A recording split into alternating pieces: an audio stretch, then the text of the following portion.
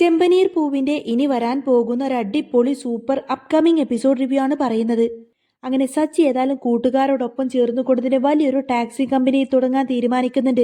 പാറലേട്ടത്തെയും അതുപോലെ സുധിയൊക്കെ കടത്തി വെട്ടിക്കൊണ്ട് വലിയൊരു ബിസിനസ് മാൻ ആകാൻ തന്നെയായിരിക്കും സച്ചിയുടെ ആഗ്രഹം. അങ്ങനെ വലിയൊരു ബിസിനസ് ആരംഭിച്ചതിന് ശേഷം സച്ചി ഏതായാലും കുറേയധികം സ്വീറ്റ്സ് ഒക്കെ വാങ്ങിയിട്ട് തിരികെ വീട്ടിലേക്ക് എത്തും.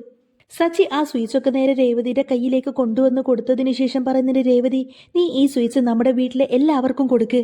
നമ്മുടെ ജീവിതത്തിൽ ഇനി വളരെയധികം സന്തോഷകരമായിട്ടുള്ള ദിവസങ്ങളാണ് വരാൻ പോകുന്നത്. എന്നാൽ സച്ചിയേട്ടൻ പറയുന്ന കാര്യങ്ങളൊന്നും തന്നെ രേവതിക്ക് മനസ്സിലാവുന്നില്ല. രേവതി ചോദിക്കുന്നുണ്ട്, എന്താ സച്ചിയേട്ടാ ഇത് സ്വീറ്റ്സ് ഒക്കെ? ഇനിയിപ്പോ ട്രിപ്പിന് പോകുന്ന സമയത്ത് എന്താ കൂടുതൽ ക്യാഷ് ഒക്കെ കിട്ടിയോ? അതുകൊണ്ടാണോ ഈ സ്വീറ്റ്സ് ഒക്കെ വാങ്ങിച്ചു കൊണ്ടുവന്നത് എന്നൊക്കെ ചോദിക്കാണ് രേവതി. അന്നേരം സച്ചി പറഞ്ഞിട്ട്, ഏയ് അതൊന്നുമല്ല രേവതി, ഇനി നമ്മുടെ ജീവിതത്തിൽ അടുത്ത സ്റ്റെപ്പ് എടുക്കാൻ പോവാണ് ഞാന്. കാര്യമൊന്നും അറിയാതെയാണെങ്കിലും സച്ചി കൊണ്ടുവന്നത് കൊടുത്ത സ്വീറ്റ്സ് എല്ലാം തന്നെ രേവതി എല്ലാവർക്കും വിതരണം ചെയ്യും. എന്താ കാര്യമെന്ന് ചോദിക്കുന്ന സമയത്തിന് എല്ലാവരോടും ആ സ്വീറ്റ്സ് ഒക്കെ കഴിക്കാൻ ആവശ്യപ്പെടുന്നുണ്ട്. സച്ചിയുടെ വാക്കെല്ലാം കേട്ടുകൊണ്ട് തന്നെ ചന്ദ്രമതി ചോദിക്കുന്നുണ്ട്, ഓ പിന്നെ ഇവന്റെ ജീവിതത്തിൽ ഇനി എന്ത് അടുത്ത സ്റ്റെപ്പ് വെക്കാനാ? മിക്കവാറും ഇനി മറ്റാരെങ്കിലും തട്ടിയിട്ട് ജയിലിനകത്തേക്ക് പോവാനായിരിക്കും ഇവന്റെ പ്ലാന്. അല്ലെങ്കിലും ഒരു ഗുണ്ടയുടെ ജീവിതത്തിലേക്ക് ഇനി അടുത്ത എന്ത് സ്റ്റെപ്പ് വരാനാ എന്നൊക്കെ പറഞ്ഞുകൊണ്ട് തന്നെ സച്ചിൻ ഇങ്ങനെ കളിയാക്കി സംസാരിക്കുന്നുണ്ട് ചന്ദ്രമതിയുടെ വാക്കെല്ലാം കേൾക്കുന്ന സമയത്തിന് രവീന്ദ്രന് ഭയങ്കര ദേഷ്യം വരുന്നുണ്ട്. രവീന്ദ്രൻ പറഞ്ഞിട്ട്, ചന്ദ്രേ, സച്ചി പറഞ്ഞത് നീ കേട്ടില്ലേ? അവന്റെ ലൈഫിൽ ഇനി എന്തോ അടുത്ത സ്റ്റെപ്പായിട്ട് മറ്റെന്തോ നല്ലത് വരാൻ പോവാണെന്ന്. അവന്റെ ജീവിതത്തിൽ നല്ലൊരു സന്തോഷം വരുന്ന സമയത്ത് നീ എന്തിനാ ഇങ്ങനെ മോശപ്പെട്ട കാര്യങ്ങളൊക്കെ സംസാരിക്കുന്നത്? നീ ഒന്ന് ചുമ്മാതിരിക്ക് ചന്ദ്രേ എന്നൊക്കെ പറഞ്ഞ് ചന്ദ്രമതിയുടെ വായടപ്പിക്കുന്നുണ്ടോ രവീന്ദ്രൻ. അത് കേട്ടുകൊണ്ട് തന്നെ സച്ചി പറഞ്ഞിട്ട്, അമ്മ എന്നെ ഈ പറയുന്നതൊക്കെ വിട്ടേക്കച്ച. അമ്മ എന്നെ ഈ വഴക്ക് പറയുന്നത് അതിപ്പോ പുതിയ സംഭവമൊന്നും അല്ലല്ലോ. അമ്മയുടെ വഴക്കൊക്കെ ഞാൻ എപ്പോഴും കേട്ടോണ്ടിരിക്കുന്നതല്ലേ എന്നൊക്കെ പറയണ സച്ചി. ആ സമയത്തിനെ രവീന്ദ്രൻ ഇങ്ങനെ തുറന്നു ചോദിക്കുന്നുണ്ട്, അല്ല സച്ചി, എന്താടാ കാര്യം? നീ എന്തിനാ ഞങ്ങളെ കൊണ്ട് എല്ലാവരെ കൊണ്ട് ഇങ്ങനെ മധുരമൊക്കെ കഴിപ്പിക്കുന്നത്? എന്നാലും സച്ചി അത് തുറന്നു പറയാനൊന്നും തയ്യാറാവുന്നില്ല. സച്ചി പറഞ്ഞത്, നിങ്ങൾ എല്ലാവരും ആദ്യം മധുരം കഴിക്ക്. നിങ്ങൾ എല്ലാവരും മധുരം കഴിച്ചതിന് ശേഷം മാത്രമേ ഞാൻ ആ കാര്യം തുറന്നു പറയുള്ളൂ. അങ്ങനെ എല്ലാവരും സച്ചി പറഞ്ഞതനുസരിച്ച് മധുരം കഴിക്കണ്ടോ. എല്ലാവരും മധുരം കഴിച്ചതിന് ശേഷം സച്ചി ഏതായാലും ആ കാര്യം അങ്ങ് തുറന്നു പറയാണ്. സച്ചി പറയുന്നത്, അച്ഛാ, എനിക്ക് വളരെയധികം സന്തോഷകരമായിട്ടൊരു കാര്യമാണ് പറയാനുള്ളത്. ഞാൻ എൻ്റെ ഫ്രണ്ടിൻ്റെ ഒപ്പം ചേർന്നുകൊണ്ട് ഒരു വലിയൊരു കോൾ ടാക്സി കമ്പനി തുടങ്ങാൻ വേണ്ടിയിട്ട് എല്ലാവിധ പ്ലാനും റെഡി ആയിട്ടുണ്ട്. അടുത്ത ആഴ്ചയാണ് അതിൻ്റെ ഉദ്ഘാടനം. ആ ടാക്സി കമ്പനി തുടങ്ങിക്കഴിഞ്ഞാൽ ഇനി എനിക്ക് ഒരുപാടധികം സമ്പാദിക്കാൻ പറ്റുമച്ചാ. ഞാൻ കുറേ അധികം ടാക്സി ഓടിക്കഴിഞ്ഞാലൊന്നും ഞാൻ വിചാരിക്കുന്നത്ര വലിയ രീതിയിലൊന്നും എനിക്ക് സമ്പാദിക്കാൻ പറ്റുന്നില്ല. ഞാൻ എത്ര സമ്പാദിച്ചാലും അതിനൊക്കെ ഒരു ലിമിറ്റില്ലേ അച്ഛാ. അതുകൊണ്ട് വലിയൊരു കോൾ ടാക്സി കമ്പനി തുടങ്ങിക്കഴിഞ്ഞാൽ എനിക്ക് ഒത്തിരിയധികം സമ്പാദിക്കാൻ പറ്റും. എന്നാൽ സച്ചിയുടെ ഈ ഒരു വാക്കെല്ലാം കേൾക്കുന്ന സമയത്തിന് ചന്ദ്രമതിയും സുധിയും ശ്രുതിയും ആകെ ഇങ്ങനെ ഷോക്കേറ്റതുപോലെ നിൽക്കുകയാണ്. സച്ചിയുടെ വാക്ക് കേൾക്കുന്ന സമയത്തിന് ശ്രുതിക്ക് വല്ലാത്ത ദേഷ്യം തോന്നിപ്പോവാണ്. കാരണം സച്ചി എങ്ങാനും ഇങ്ങനൊരു കമ്പനി തുടങ്ങിക്കഴിഞ്ഞാൽ പിന്നെ സച്ചിയുടെ ജീവിതം അതുപോലെ തന്നെ രേവതിയുടെ ജീവിതമൊക്കെ നന്നായി പോകുമല്ലോ എന്നൊക്കെ ചിന്തിച്ചുകൊണ്ടായിരിക്കട്ടെ ശ്രുതിക്ക് ഇത്രമാത്രം ദേഷ്യം തോന്നുന്നത്. ശ്രുതി പറയുന്നത്, ദേ ആന്റി കേട്ടില്ലേ, വെറും 4ാം ക്ലാസ് വരെ മാത്രം പഠിച്ച ഇവനിതേ വലിയൊരു കോൾ ടാക്സി കമ്പനി തുടങ്ങാൻ പോവുകയാണെന്ന്. ഇതിലും വലിയൊരു തമാശ എൻ്റെ ജീവിതത്തിൽ ഞാൻ ഇന്നേ വരെ കേട്ടിട്ടില്ല. ഇവൻ എങ്ങാനും സ്വന്തം കമ്പനി തുടങ്ങിയാൽ പിന്നെ അത് തുടങ്ങിയ നിമിഷം തന്നെ അങ്ങ് പൂട്ടിപ്പോവും. ശ്രുതി ഇങ്ങനെ സച്ചിയെ ഓരോന്നും പറഞ്ഞ് കളിയാക്കി ചിരിക്കുന്നത് കേട്ടുകൊണ്ട് തന്നെ സച്ചിക്ക് അങ്ങ് ദേഷ്യം വരും. ശ്രുതിയെ സപ്പോർട്ട് ചെയ്തുകൊണ്ട് തന്നെ ശ്രുതിയും ഇങ്ങനെ അവനെ കളിയാക്കി ചിരിക്കുന്നത് കേൾക്കുന്ന സമയത്തിന് സച്ചിക്ക് അങ്ങ് ദേഷ്യം വന്നുകൊണ്ട് സച്ചി ഇങ്ങനെ അലറി വിളിച്ചുകൊണ്ട് നിർത്തതാണെന്ന് പറയും. എന്നിട്ട് സച്ചി പറഞ്ഞിട്ട്, ശരിയാണ്, നീ എന്നേക്കാൾ ഒരു പക്ഷേ കൂടുതൽ പഠിച്ചവനായിരിക്കും. സച്ചി പറഞ്ഞിട്ട്, ശരിയാ, ഞാൻ ചിലപ്പോൾ 4ാം ക്ലാസ് വരെ മാത്രം പഠിച്ചു കാണുള്ളൂ. പക്ഷേ എനിക്കതിനേക്കാൾ വിവരമുണ്ടടാ. നിന്നേക്കാൾ കൂടുതൽ എന്തായാലും വിവരം എനിക്കുണ്ട്. ഒരു വലിയ കമ്പനി എങ്ങനെയാണ് നടത്തിക്കൊണ്ടു പോകുന്നതെന്നുള്ള കാര്യം ഞാൻ നിനക്ക് കാണിച്ചു തരും. സച്ചി ഇങ്ങനെ മനോധൈര്യത്തോടു കൂടെ സംസാരിക്കുന്നുണ്ടെങ്കിൽ പോലും സച്ചിയുടെ ഈ ഒരു തീരുമാനത്തെ എല്ലാവരും കളിയാക്കിക്കൊണ്ട് തന്നെ നിരുത്സാഹപ്പെടുത്താനാണ് നോക്കുന്നത്. ചന്ദ്രമതി കളിയാക്കിക്കൊണ്ട് തന്നെ പറഞ്ഞിട്ട്, ഓ, അവൻ വലിയ കമ്പനി തുടങ്ങാൻ പോവാണെന്ന്. എടാ, അത്ര വലിയ കമ്പനി തുടങ്ങാൻ മാത്രം നിന്റെ കയ്യിൽ നിന്ന് എവിടെ നാടാ പണം? എന്റെ മകൻ സുധിയെപ്പോലെ ഇവൻ വലിയ കാശുകാരനൊന്നും അല്ലല്ലോ. പിന്നെ ഇത്ര കാലം ഇവൻ കാർ ഓടിച്ചിട്ട് കോടികളല്ലേ സമ്പാദിച്ചു വെച്ചിരിക്കുന്നത്. പിന്നെ ഈ പൂക്കാരിയെ കല്യാണം കഴിച്ചുകൊണ്ട് വരുന്ന സമയത്തിന് ഇവൻക്ക് കോടികളല്ലേ സ്ത്രീധനം കിട്ടിയതും. രവിയേട്ട, ശരിക്കും ഇവന്റെ ബുദ്ധിക്ക് എന്തോ കാര്യമായിട്ടുള്ള തകരാറ് സംഭവിച്ചിട്ടുണ്ട്. കാശിന് പോലും ഗതിയില്ലാത്ത ഇവനതേ ഇപ്പോ വലിയൊരു കമ്പനി തുടങ്ങാൻ പോവാണ് പോലും. ചന്ദ്രമതി ഇങ്ങനെ നിർത്താതെ സച്ചി ഇങ്ങനെ കളിയാക്കിക്കൊണ്ട് സംസാരിച്ചുകൊണ്ട് നിൽക്കുന്ന സമയത്തിന് സച്ചി ഇങ്ങനെ രവീന്ദ്രനോട് പറയുന്നുണ്ട്, അച്ഛ, അമ്മക്കിപ്പോഴും എന്നെ വിശ്വാസമില്ലാത്തതുപോലെയാണല്ലോ അമ്മയുടെ സംസാരം. അമ്മ പറഞ്ഞത് ശരിയാണ്. ഒരുപക്ഷെ എൻ്റെ കയ്യിൽ ഇപ്പോൾ കോടികളൊന്നും ഇല്ലായിരിക്കും. എന്നാൽ എൻ്റെ കൂടെ പാർട്ട്ണറായിട്ട് നിൽക്കുന്ന എൻ്റെ ഫ്രണ്ടിൻ്റെ കയ്യിൽ ഇഷ്ടം പോലെ ക്യാഷ് ഉണ്ട്. അവൻ ഇപ്പോൾ ഗൾഫിൽ നിന്ന് വന്നവനാണ്, അല്ലാതെ എൻ്റെ കൂടെ കാർ ഓടിക്കുന്ന കൂട്ടുകാരനൊന്നുമല്ല. ഈ കമ്പനി തുടങ്ങാനുള്ള മുഴുവൻ ക്യാഷും അവൻ തന്നെ എടുക്കാമെന്ന് എന്നോട് പറഞ്ഞിട്ടുണ്ട്. എന്നെ പാർട്ട്ണറാക്കി കഴിഞ്ഞാൽ പിന്നെ പകുതി ക്യാഷ് എനിക്കും തരാമെന്നും അവൻ പറഞ്ഞിട്ടുണ്ട്. എന്നാൽ ഇത് കേൾക്കുന്ന സമയത്തിന്റെ രവീന്ദ്രനും രേവതിക്കൊക്കെ ഒരുപാടധികം സന്തോഷമായിരിക്കും. നേരാണോ സച്ചിയേട്ടാന്നൊക്കെ ചോദിച്ചുകൊണ്ട് രേവതി ഭയങ്കര സന്തോഷം പ്രകടിപ്പിക്കും. സന്തോഷം കൊണ്ട് രേവതി ഏതായാലും അതിൽ നിന്ന് ഒരു സ്വീറ്റ്സ് എടുത്തിട്ട് നേരെ സച്ചിയുടെ വായിലേക്ക് അങ്ങ് വെച്ചു കൊടുക്കുകയാണ്. രവീന്ദ്രൻ പറയുന്നുണ്ട്, എന്തായാലും സച്ചി എനിക്ക് ഒരുപാടധികം സന്തോഷമായടാ. എനിക്ക് ശരിക്കും ഇതൊക്കെ കേട്ടിട്ട് വിശ്വസിക്കാൻ പോലും പറ്റുന്നില്ല. അന്നേരം സച്ചി പറഞ്ഞിട്ട്, ഞാൻ പറയുന്നതെല്ലാം നിന്നെ സത്യമാണച്ചാ, ഇന്ന് തന്നെ അതിനുള്ള പേപ്പേഴ്സ് എല്ലാം തന്നെ റെഡിയാവും. എന്നാൽ സച്ചിക്ക് ഇത്രയും വലിയൊരു സൗഭാഗ്യം വരാൻ പോവുകയാണല്ലോ എന്നൊക്കെ ചിന്തിച്ച് ഒട്ടും തന്നെ വിശ്വസിക്കാൻ കഴിയാതെ ദേഷ്യം കൊണ്ടിങ്ങനെ കലി പൂണ്ട് നിൽക്കുമായിരിക്കും ശ്രുതി ഇങ്ങനെ ശ്രുതിയോട് പറഞ്ഞിട്ട്, ശ്രുതി എന്തൊക്കെയാ ഞാനീ കേട്ടത്, അവൻ നമ്മളെക്കാൾ വലിയവനാവാൻ പോവുകയാണെന്ന്. അന്നേരം ശ്രുതിയെ സമാധാനിപ്പിച്ചുകൊണ്ട് തന്നെ പറഞ്ഞിട്ട്, എന്റെ ശ്രുതി നീ ടെൻഷൻ അടിക്കാതെ, അതൊന്നും നടക്കാൻ പോകുന്നില്ല. അവൻ ഇനി വലിയ ബിസിനസ് തുടങ്ങിയാലും ശരി, അവനെ കൊണ്ടൊരിക്കലും അതൊന്നും നല്ല രീതിയിൽ നടത്തിക്കൊണ്ടുപോകാനൊന്നും പറ്റില്ല. എനിക്ക് അവനെ നന്നായിട്ട് അറിയാവുന്നതല്ലേ. ഇനിയിപ്പോ കമ്പനിയൊക്കെ തുടങ്ങിയാൽ പോലും നീ നോക്കിക്കോ, എത്രയും പെട്ടെന്ന് അത് പൂട്ടിയിട്ട് അവൻ വീണ്ടും ആ ഒരു ടാക്സി ഓടിക്കാൻ തന്നെ നടക്കും. അവൻ ഏറ്റവും പറ്റിയത് കാറോട്ടം തന്നെയാണ്, അല്ലാതെ ബിസിനസ് ഒന്നും ഒരിക്കലും അവനെ കൊണ്ട് പറ്റില്ല. ബിസിനസ് ഒക്കെ എന്നെ പോലെ വിവരമുള്ളവന് മാത്രമേ പറ്റൂ. എന്റെ അത്ര വിവരമൊന്നും അവനില്ലല്ലോ. എന്നെ പോലെ അവൻ ഇംഗ്ലീഷ് അറിയോ? അതുമില്ല, വെറും ഒരു 4ാം ക്ലാസ് കാരണം. അതുകൊണ്ട് നീ നോക്കിക്കോ ശ്രുതി. അവൻ ഏതായാലും ഉടനെ തന്നെ അവന്റെ ബിസിനസ്സൊക്കെ തകർന്ന റോഡിലൂടെ ഇങ്ങനെ പാപ്പരായി നടക്കുന്നത് നമുക്ക് എല്ലാവർക്കും കാണാമെന്നൊക്കെ പറഞ്ഞുകൊണ്ട് തന്നെ കളിയാക്കി ചിരിക്കാട്ടെ ശ്രുതി.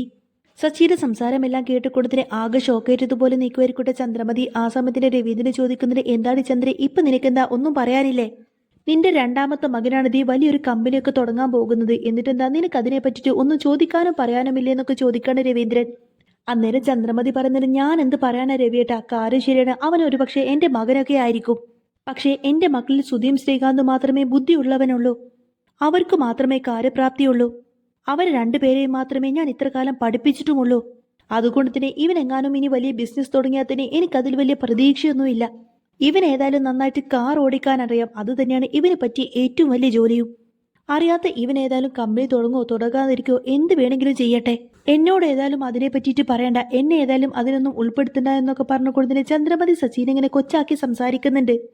ഇതെല്ലാം കേട്ടോണ്ട് സച്ചി അവിടെ നിൽക്കുന്നുണ്ടായിരുന്നു. സച്ചിക്ക് ഭയങ്കര വിഷമായിരിക്കട്ടെ. സച്ചി ഇങ്ങനെ അച്ഛനോട് പറഞ്ഞിട്ട്, അച്ഛാ, അമ്മയുടെ അനുഗ്രഹമൊന്നും എനിക്ക് വേണ്ട. എനിക്കിഷ്ടം പോലെ അനുഗ്രഹം തരാൻ എൻ്റെ അച്ഛൻ എപ്പോഴും എൻ്റെ കൂടെയില്ലേ. അച്ഛൻ്റെ അനുഗ്രഹം മാത്രം മതി എനിക്ക് എന്നൊക്കെ പറയേണ്ട സച്ചി. അതിനുശേഷം സച്ചി നേരെ ശ്രീകാന്തിനോട് പറഞ്ഞിട്ട്, ശ്രീകാന്തെ, എനിക്ക് കസ്റ്റമേഴ്സിനോടൊക്കെ എങ്ങനെ സംസാരിക്കണം, കസ്റ്റമേഴ്സിനെ എങ്ങനെ ഹാൻഡിൽ ചെയ്യണം എന്നൊക്കെ രീതിയിൽ നീ എനിക്ക് നല്ലൊരു ട്രെയിനിങ് തരണം. അത്യാവശ്യം കുറച്ച് ഇംഗ്ലീഷും കൂടെ നീ എന്നെ പഠിപ്പിച്ചോ. ശ്രീകാന്ത് ഏതായാലും അത് സമ്മതിച്ച് ഏറ്റെടുക്കുന്നുണ്ട് എന്ന് മാത്രമല്ല ശ്രീകാന്ത് പറഞ്ഞത്, ഏട്ടൻ ഒന്നുകൊണ്ട് പേടിക്കേണ്ട, ബിസിനസിന്റെ കാര്യങ്ങളും മറ്റു പല കാര്യങ്ങളൊക്കെ ഏട്ടനെ ഞങ്ങൾ പഠിപ്പിച്ചു തരാം. പിന്നെ എന്റെ കൂടെ വർഷയുണ്ടല്ലോ, വർഷ ഏതായാലും ഏട്ടനെ നല്ല രീതിയിൽ തന്നെ ട്രെയിൻ ചെയ്യും. അങ്ങനെ വർഷയും ശ്രീകാന്തും ചേർന്ന് കൊണ്ടിട്ട് സച്ചിനെ നല്ല രീതിയിൽ തന്നെ എങ്ങനെയാണ് ബിസിനസ് ഹാൻഡിൽ ചെയ്യുന്നതെന്നുള്ള കാര്യങ്ങളൊക്കെ ട്രെയിൻ ചെയ്തെടുക്കുന്നുണ്ട്. പിന്നീട് അങ്ങനെ രേവതി ആരോടും പറയാതെ സച്ചിക്ക് വേണ്ടിയിട്ട് ഡ്രസ്സ് എടുക്കാൻ വേണ്ടിയിട്ട് ദൂരെ ഒരു ഷോപ്പിലേക്ക് പോകും. സച്ചിക്ക് വേണ്ടിയിട്ട് വളരെയധികം ഭംഗിയുള്ള ഷർട്ടും പാൻറ്റൊക്കെ വാങ്ങിക്കൊണ്ടായിരിക്കട്ടെ രേവതി തിരികെ വീട്ടിലേക്ക് വരുന്നത്. ഇതേ സമയത്തിന് ശ്രീകാന്തും വർഷയും ചേർന്നുകൊണ്ട് തന്നെ സച്ചിക്ക് ഇങ്ങനെ ട്രെയിനിങ് കൊടുത്തുകൊണ്ടേയിരിക്കുകയാണ്. കമ്പനിയിൽ ഓരോ കസ്റ്റമേഴ്സ് വരുന്ന സമയത്തിന് അവരോട് എങ്ങനെ സംസാരിക്കണം, അവരോട് എങ്ങനെ ബിഹേവ് ചെയ്യണം എന്നതിനെ പറ്റിയിട്ടുള്ള ട്രെയിനിങ് ആയിരിക്കും.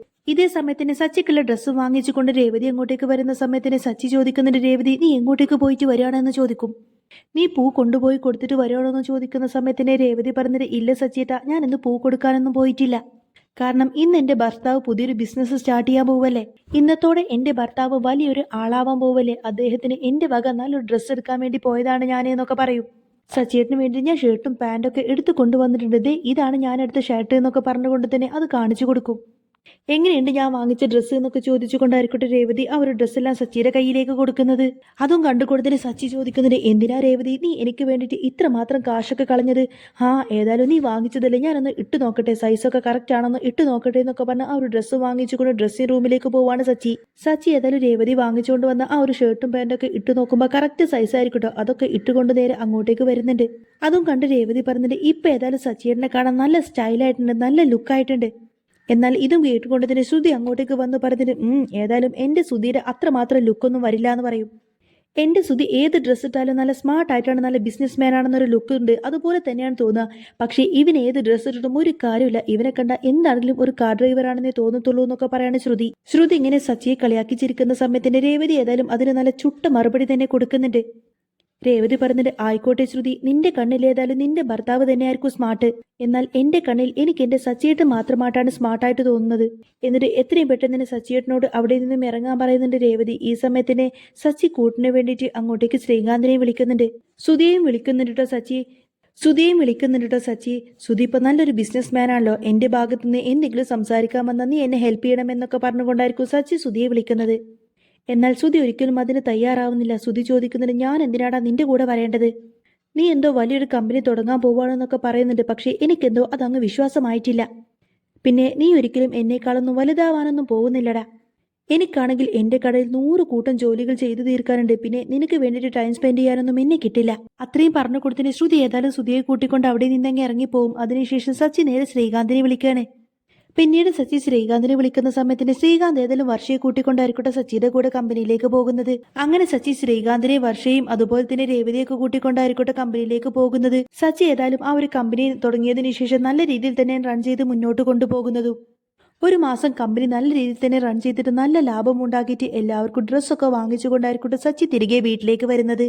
എല്ലാവർക്കും ഡ്രസ്സ് വാങ്ങിച്ചു കൊടുക്കുന്ന കൂട്ടത്തിൽ ചന്ദ്രമതിക്ക് നല്ലൊരു സാരി തന്നെ വാങ്ങിച്ചിട്ട് അത് നേരെ കയ്യിലേക്ക് വച്ച് കൊടുക്കുന്നുണ്ട് സച്ചി. എന്നാൽ ആ ഒരു സാരി കാണുന്ന സമയത്തിന് ചന്ദ്രമതിക്ക് ഭയങ്കര അങ്ങ് ദേഷ്യമാണ് തോന്നുന്നത്. ചന്ദ്രമതി ചോദിക്കുന്നുണ്ട്, അയ്യേ നീ ഇതെന്താടെ വില കുറഞ്ഞ സാരിയോ? ഒരിക്കലും ഇങ്ങനെയുള്ള ലോക്കൽ സാരികളൊന്നും ഞാൻ ഉടുക്കാറില്ല. ആർക്ക് വേണപ്പെടാ നിന്റെ ഈ കച്ചറ സാരി എന്നൊക്കെ പറഞ്ഞ് സച്ചി കൊടുത്ത ആ ഒരു സാരി അങ്ങ് വലിച്ചെറിയാണ് ചന്ദ്ര. ഇത് കാണുന്ന സമയത്തിന് രവീന്ദ്രന് ഭയങ്കര അങ്ങ് ദേഷ്യം വന്നുകൊണ്ടിന്റെ രവീന്ദ്രൻ ചന്ദ്രയുടെ അടുത്ത് അങ്ങ് ദേഷ്യപ്പെടും. ചന്ദ്രേ, നീ എന്താണ് ഈ കാണിച്ചത്? നിന്റെ മകൻ നിനക്ക് എത്രമാത്രം ഇഷ്ടത്തോടു കൂടി വാങ്ങിച്ചു തന്ന സാരിയാണിത്. എന്നിട്ട് അതൊന്നും നോക്ക് പോലും ചെയ്യാതെ നീ അതങ്ങ് വലിച്ചെറിഞ്ഞല്ലേ. എടി, എത്രമാത്രം നന്നായിരിക്കുന്നു ആ സാരി. എന്നിട്ട് പോലും ആ നല്ല സാരി നിനക്ക് എങ്ങനെ വലിച്ചെറിയാൻ തോന്നി എന്നൊക്കെ പറഞ്ഞുകൊണ്ടിന്റെ രവീന്ദ്രൻ അങ്ങ് ദേഷ്യപ്പെടും. അപ്പോഴേക്കും വർഷ നേരെ വന്നിട്ട് ആ ഒരു സാരി നിലത്ത് നിന്ന് എടുക്കുന്നുണ്ട്. മാത്രമല്ല അതിന്റെ പ്രൈസ് ടാഗ് എടുത്തിട്ട് നേരെ ചന്ദ്രമതിക്ക് കൊണ്ടൊന്ന് കാണിച്ചു കൊടുത്തുകൊണ്ടിന് പറയുന്നുണ്ട്, ആന്റി, ഇതത്ര വില കുറഞ്ഞ സാരിയൊന്നുമല്ല. നിങ്ങൾ എത്ര കാലം ഇത്രയും വില കൂടിയ സാരി എടുത്തതൊന്നും ഞാൻ കണ്ടിട്ടില്ല. ദേ ഇതിന്റെ പ്രൈസ് നിങ്ങളൊന്ന് നോക്ക്. ഇതിന് 50,000 രൂപയാണ് വില. സച്ചിയേട്ടൻ നിങ്ങൾക്ക് ആദ്യമായിട്ട് വാങ്ങിച്ചു തന്നതല്ലേ ഇത്? ഇത്രയും വില കൂടിയ സാരി നിങ്ങൾക്ക് ഈ വീട്ടിൽ ആരെങ്കിലും വാങ്ങിച്ചു തന്നിട്ടുണ്ടോ? വർഷയുടെ ചോദ്യം കേട്ടുകൊണ്ടതിന് സാരിയുടെ വില കണ്ടുകൊണ്ട് തന്നെ ചന്ദ്രമതി ആകെ ഷോക്കേറ്റതുപോലെ നിൽക്കാണ്. സുധി ഒരു ബിസിനസ് തുടങ്ങിയിട്ട് ഇത്ര മാത്രം കാലമായി. എന്നിട്ട് ഒരു 500 രൂപയിൽ കൂടുതൽ ഒരു സാരി വാങ്ങിച്ചു കൊടുക്കാനും സുധിക്ക് ഇതുവരെ സാധിച്ചിട്ടില്ല. എന്നാൽ സച്ചി ഒരു ബിസിനസ് തുടങ്ങിയിട്ട് ഒരു മാസം കൊണ്ട് തന്നെ 50,000 രൂപയുടെ വില കൂടിയ സാരിയാണ് ചന്ദ്രമതിക്ക് വാങ്ങിച്ചു കൊടുത്തിരിക്കുന്നത്. ഈ കാര്യമെല്ലാം അറിഞ്ഞതോടുകൂടി ശ്രുതി ഇങ്ങനെ സുധിയോട് ചോദിച്ചു പോവാണ്, ഇതിലും വലിയൊരു അപമാനം ഇനി നമുക്കുണ്ടോ എന്ന്. ഇങ്ങനെയാണ് കാര്യങ്ങളൊക്കെ മുന്നോട്ട് കൊണ്ടുപോകുന്നതെങ്കിൽ ഉടനെ തന്നെ അവൻ ലക്ഷങ്ങൾ വില വരുന്ന കാറ് തന്നെ സ്വന്തമാക്കിയെന്നിരിക്കും. അങ്ങനെയാണെങ്കിൽ പിന്നെ നമ്മളെല്ലാവരും ഇവിടെ ജീവനോടെ ജീവിച്ചിരുന്നിട്ട് പിന്നെ യാതൊരു കാര്യവുമില്ല സുധി. ഏതായാലും സുധിയും ശ്രുതിയും പേടിച്ചതുപോലെ തന്നെ കാര്യങ്ങളൊക്കെ സംഭവിക്കാണ്. സച്ചി കോടികൾ വില വരുന്ന ഒരു പുതിയ കാർ എടുക്കാൻ പോവാണ്. അതും ഒരു ലക്ഷറി കാറായിരിക്കട്ടെ സച്ചി എടുക്കുന്നത്. രേവതിയാണെങ്കിൽ ഈ ഒരു സന്തോഷം ചന്ദ്രമതിയോട് രവീന്ദ്രനോടൊക്കെ പറയുന്നുണ്ട്. അച്ഛനും അമ്മയും ഒന്നും അറിഞ്ഞില്ലേ, സച്ചിയേട്ടന്റെ പുതിയ കമ്പനി ഇപ്പൊ നല്ല രീതിയിലാണ് റൺ ചെയ്തുകൊണ്ടിരിക്കുന്നത്. നാളെ തന്നെ സച്ചിയേട്ടൻ ഏതായാലും പുതിയൊരു കാറ് വാങ്ങാൻ തീരുമാനിച്ചിട്ടുണ്ട്. ചന്ദ്രമതിക്കാണെങ്കിൽ ഇതൊക്കെ കേട്ടിട്ട് ഒട്ടും തന്നെ സഹിക്കാൻ കഴിയുന്നില്ല. ചന്ദ്രമതി ചെന്നിട്ട് ഈ കാര്യങ്ങളെല്ലാം തന്നെ ശ്രുതിയോട് പറയുന്ന സമയത്തിന് ശ്രുതിയും ആകെ അസ്വസ്ഥയാകുന്നു. ചന്ദ്രമതിക്കാണെങ്കിൽ ഒട്ടും തന്നെ വിശ്വസിക്കാൻ കഴിയുന്നില്ല. ചന്ദ്രമതിക്ക് ആകെ അത്ഭുതമാവുന്നുണ്ട്. എന്നാലും ഇത്രയും പെട്ടെന്ന് തന്നെ അവൻക്ക് ഇത്രമാത്രം പണം ഉണ്ടാക്കാനുള്ള കഴിവൊക്കെയുണ്ടോ? എനിക്കിതൊരിക്കലും വിശ്വസിക്കാൻ കഴിയുന്നില്ല എന്ന് പറയുന്ന സമയത്തിന് ശ്രുതി വിശ്വസിക്കുന്നത് സച്ചി ഈ കാശെല്ലാം ഉണ്ടാക്കുന്നത് മോഷ്ടിച്ചിട്ടാണ് എന്നായിരിക്കും. അതുമാത്രല്ല ആ കാര്യം ചന്ദ്രമതിയോട് പറയുന്നുണ്ട്, സച്ചി ഈ കാശെല്ലാം ഉണ്ടാക്കുന്നത് മോഷ്ടിച്ചുകൊണ്ടാണ്, അതുകൊണ്ട് അവനെ ഒരിക്കലും വിശ്വസിക്കരുത് എന്ന് പറയും. എന്നാൽ ശ്രുതി ആ കാര്യങ്ങളെല്ലാം തന്നെ ചന്ദ്രമതിയോട് സംസാരിക്കുന്ന കാര്യങ്ങളെല്ലാം തന്നെ സച്ചി നേരിട്ട് കേൾക്കുന്നുണ്ട്. സച്ചിക്കത് കേട്ടിട്ട് ദേഷ്യം വരുന്നുണ്ടെന്ന് മാത്രമല്ല സച്ചി നേരെ ശ്രുതിയുടെ അടുത്തേക്ക് ചെന്ന് പറയുന്നുണ്ട്, അതെ, മോഷ്ടിക്കുന്നതൊക്കെ നിന്റെ രക്തത്തിലുള്ളതാണ്. അതൊരിക്കലും എനിക്ക് പകർന്നു കിട്ടിയിട്ടില്ല. ഞാൻ അധ്വാനിച്ചുണ്ടാക്കിയ ക്യാഷ് കൊണ്ട് മാത്രമാണ് എന്റെ അമ്മക്ക് ഞാൻ സാരി വാങ്ങിച്ചു കൊടുത്തത്. പിന്നെ ഒരു മാസത്തിൽ ബിസിനസ് ചെയ്തിട്ട് 3 കോടി രൂപയാണ് ഞാൻ ലാഭമാക്കി ഉണ്ടാക്കിയിരിക്കുന്നത്. എന്നാൽ ഇത് കേൾക്കുന്നതോടുകൂടി തന്നെ ചന്ദ്രമതി ആകെ ഷോക്കായി നിന്ന് പോവാണ്. ചന്ദ്രമതി ചോദിക്കുന്നുണ്ട്, എന്താണ് നീ പറഞ്ഞത്? 3 കോടി രൂപയോ? രവിയേട്ട, ഇതൊരിക്കലും എനിക്ക് വിശ്വസിക്കാൻ പറ്റുന്നില്ല. അന്നേരം രേവതിയും പറയുന്നുണ്ട്, അതെ അമ്മേ, സച്ചിയേട്ടൻ പറഞ്ഞത് സത്യമാണ്. എന്റെ സച്ചിയേട്ടൻ നിങ്ങളുടെ മൂത്ത മകനെ പോലെ അങ്ങനെ കള്ളം പറയുന്ന ആളൊന്നുമല്ല. അദ്ദേഹം ഇത്ര പെട്ടെന്ന് ഇങ്ങനെ വളർന്നിട്ടുണ്ടെങ്കിൽ അത് അദ്ദേഹത്തിന്റെ കഠിനാധ്വാനം കൊണ്ട് മാത്രമാണ്. അങ്ങനെയും പറഞ്ഞുകൊണ്ടതിന് രേവതി ഏതായാലും സച്ചി കൊണ്ടുവന്നു കൊടുത്ത ആ ഒരു സാരി എടുത്തിട്ട് വീണ്ടും അത് സ്വീകരിക്കണമെന്നിങ്ങനെ കരഞ്ഞുകൊണ്ട് അപേക്ഷിക്കുകയാണ് രേവതി. ചന്ദ്രമതിക്കാണെങ്കിലും അത്രയും വില കൂടിയ സാരി തന്റെ മുന്നിലേക്ക് നീട്ടുന്ന സമയത്തിന് അത് വാങ്ങിച്ചിട്ട് ഉടുക്കണമെന്നൊക്കെ ആഗ്രഹമുണ്ട്. പക്ഷേ ആ സമയത്തിന് അത് വാങ്ങിക്കാനൊന്നും ശ്രുതി സമ്മതിക്കുന്നില്ല. അതെ, എന്റെ സുതി വാങ്ങിച്ചു തരുന്ന സാരി മാത്രം ആന്റി ഉടുത്താൽ മതി. ഇത്ര കാലം അങ്ങനെയായിരുന്നല്ലോ. പിന്നെ ഈ സച്ചിയുടെ കാര്യത്തിലൊന്നും വലിയ വിശ്വാസമൊന്നും വേണ്ട. ഇവൻ എത്രയും പെട്ടെന്ന് തന്നെ ഇവന്റെ ബിസിനസ്സൊക്കെ പൊട്ടിയിട്ട് ഇവൻ വെറും ഒരു കാർ ഡ്രൈവറായിട്ട് തന്നെ തിരിച്ചു വരും. കാരണം ഇവന്റെ ബിസിനസ്സൊക്കെ തകരാൻ ഒരു നിമിഷം മാത്രം മതി. ഇവിടെ ശ്രുതിക്ക് മാത്രമേ പഠിപ്പും വിവരവും ബിസിനസ് മൈൻഡും ഒക്കെ ഉള്ളൂ. അത് ആന്റി ഒന്ന് മനസ്സിലാക്ക്.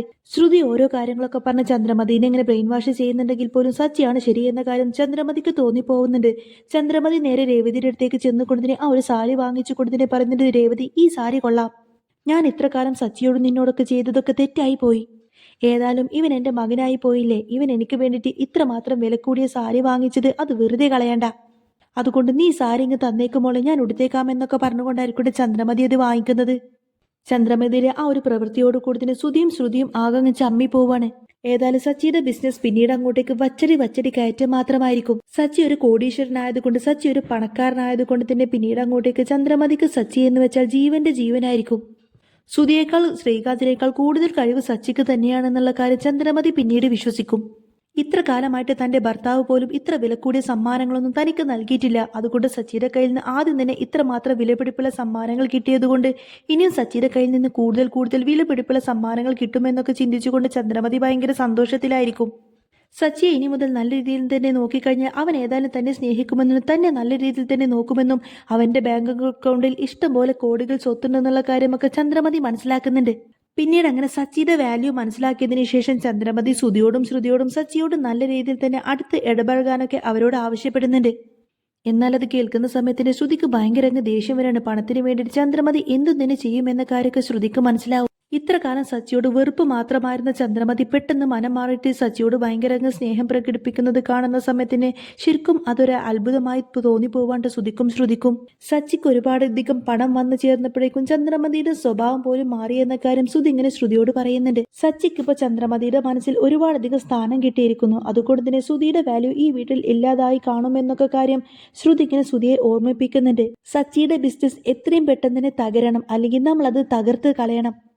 അവനെങ്ങാനും നമുക്ക് മുകളിൽ വളർന്നു കഴിഞ്ഞാൽ പിന്നെ ഒരു പക്ഷേ നമുക്ക് ഈ വീട്ടിലെ സ്ഥാനം പോലും നഷ്ടപ്പെടുമെന്നൊക്കെ പറഞ്ഞുകൊണ്ടതിനെ ശ്രുതി ഇങ്ങനെ ശ്രുതിയുടെ മനസ്സിൽ വിഷം കുത്തി നിരക്കുന്നതും കാണിച്ചുകൊണ്ടാണ് കേട്ടോ എപ്പിസോഡ് പൂർണ്ണമാവുന്നത്. അപ്പോൾ ചെമ്പനീർ പൂവിൽ ഇനി അടിപൊളിയായിട്ടുള്ള സൂപ്പറായിട്ടുള്ള ത്രില്ലിംഗ് ആയിട്ടുള്ള എപ്പിസോഡുകളൊക്കെ തന്നെയാണ് വരാൻ പോകുന്നത്. അപ്പോൾ നിങ്ങൾക്ക് ഈ ഒരു ചാനൽ ഇഷ്ടമാണെന്നുണ്ടെങ്കിൽ എന്നും ഇതേപോലെ തന്നെ റിവ്യൂസൊക്കെ അപ്കമിങ് റിവ്യൂസും ഡെയിലി റിവ്യൂസൊക്കെ കേൾക്കാൻ താല്പര്യമുണ്ടെങ്കിൽ തീർച്ചയായിട്ടും നിങ്ങൾ എൻ്റെ ചാനൽ സബ്സ്ക്രൈബ് ചെയ്യാനും സപ്പോർട്ട് ചെയ്യാനും